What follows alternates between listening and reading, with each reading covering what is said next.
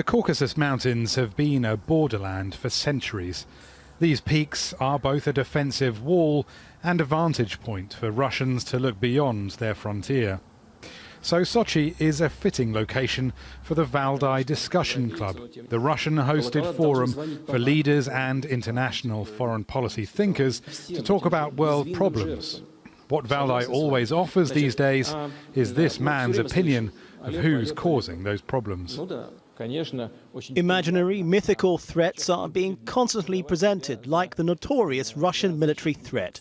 Really, it is a profitable activity, which allows new military budgets to be approved in respective countries. The wars in Ukraine and Syria have exposed deepening cracks in the relationship between Russia and Western capitals.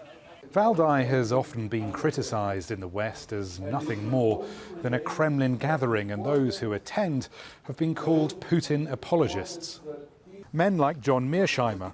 He'd never describe himself as an apologist, but the US academic does say he feels more intellectually at home here than in Washington, D.C. I'm a realist.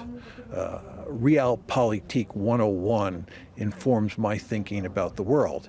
And when you go to Beijing especially, but also when you come here, what you discover very quickly is that most of the foreign policy establishment thinks in terms of basic realist logic.